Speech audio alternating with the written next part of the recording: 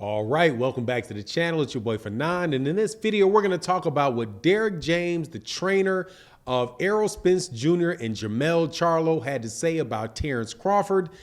Interesting stuff, man. Gave some numbers that I did not know about, and if are true, really explains what the holdup could be for a fight between the two. Let's talk about that in this video.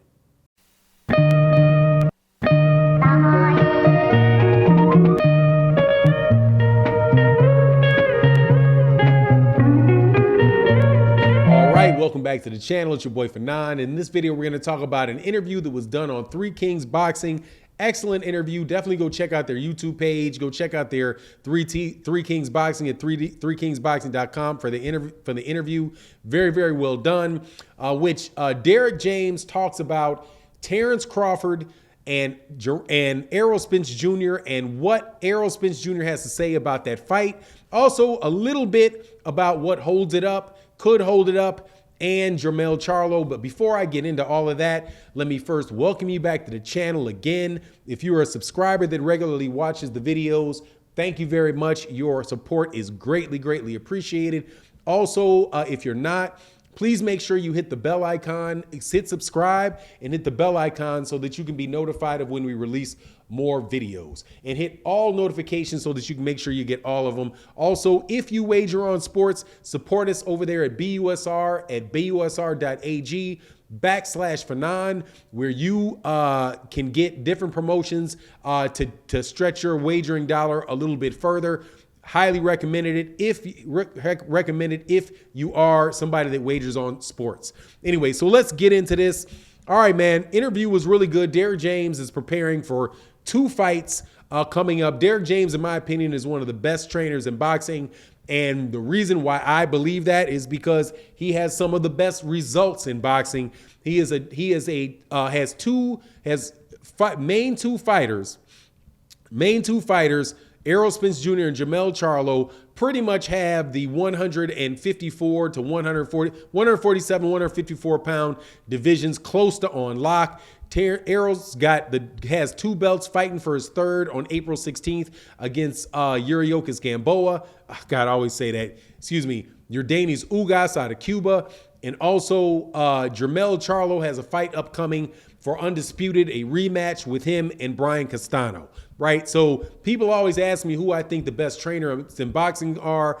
Not being an exceptionally, gifted observer of the technique of the finer techniques of boxing, I go by, pretty much go by the results. And as far as results, Derrick James has the results. Also has a really good young fighter fighting under the, I do believe it's Man Down Promotions. I think that's the name of Errol Spence Jr.'s promotional company. Frank Martin at lightweight, Southpaw at lightweight, looks very, very solid as well.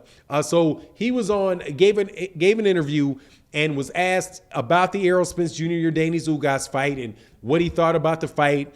He said he believed the fight was, going to be a tough fight, that Yordenis Ugas is a very, very good fighter. The only real, weakness that he saw that I heard him mention was that he wasn't really sure about Yordenis Ugas's power.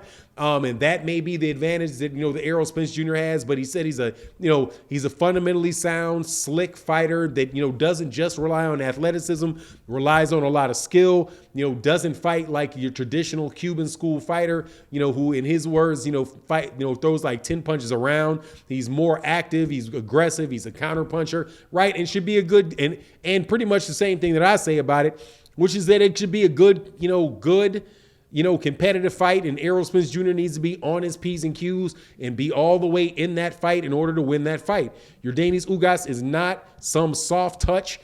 People that are out there that pretty generally speaking don't like to give Errol Spence Jr. much credit, seem to me to be acting like this fight is not a good fight when, Yordenis Ugas has proved time and time again that he's a top-notch fighter. Now, but the most interesting thing about the interview was, when Derrick James answered to phrase it the way that he phrased it, which is a dumb question, which is about whether or not Errol Spence Jr. is going to fight Terence Crawford if he gets past Yordenis Ugas. And what he said was, listen, man, without saying the word yes. And now I don't get necessarily why, people, and I'm sure it's for a reason. I'm not saying that, I'm sure it's for a reason that neither Terence Crawford, Errol Spence, or, Derrick James in this particular will come out with a straight yes, but will say things like, listen to what the man said. What the man is saying is obvious. He's saying that he wants to fight for undisputed. Terence Crawford is the WBO champion. If he wants to fight for undisputed, clearly he wants to fight the guy that has that belt.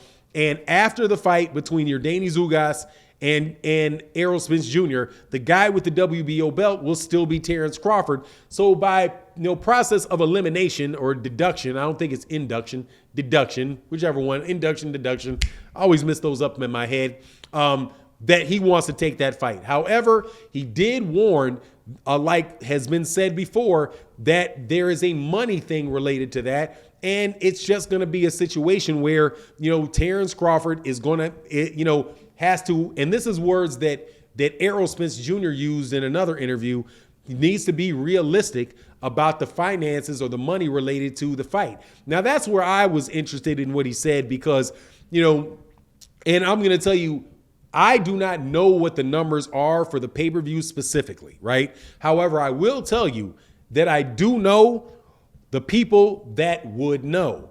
The people that would know what the pay-per-views are people that get paid off of what the pay-per-views are, right? So Errol Spence Jr. will know what the pay-per-views sold are because he's getting a cut of the pay-per-view. So people in his camp directly associated with him would have access to that information directly. Since Derrick James is in the camp of Errol Spence Jr. and he said that Sean Porter and Errol Spence Jr. did 700,000 pay-per-views. He also had a number for the gate, and he said, "Look, do the math. That's $52 million. That's a $52 million in revenue for the fight."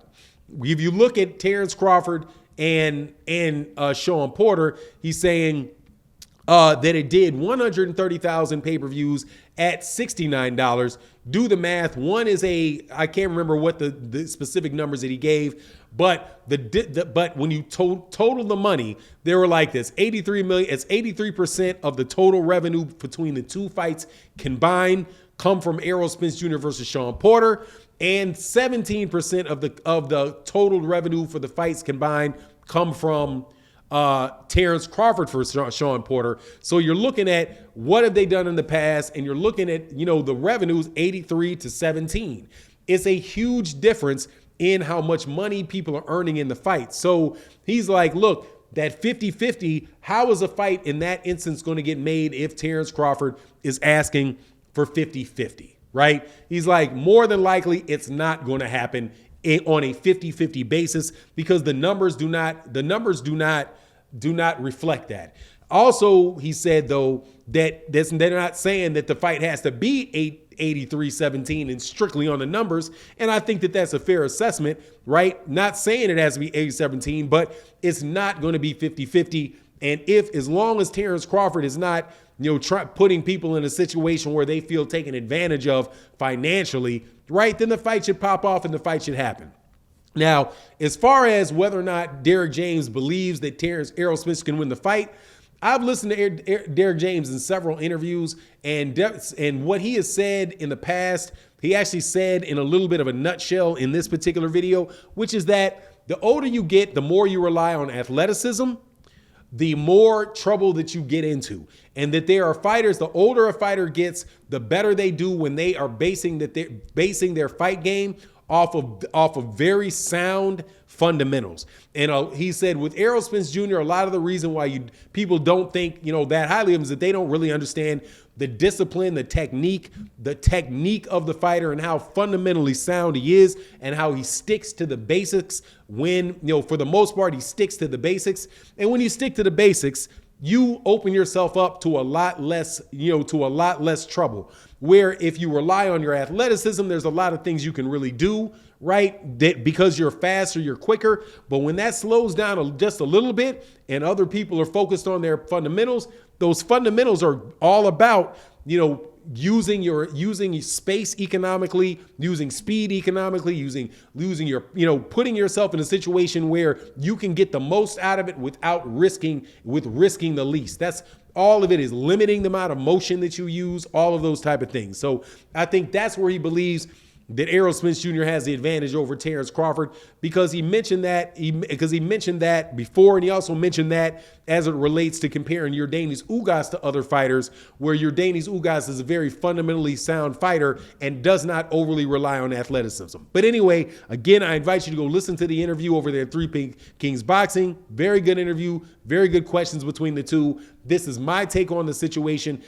You let me know what you think in the comment section. And with that, I'm out. Peace.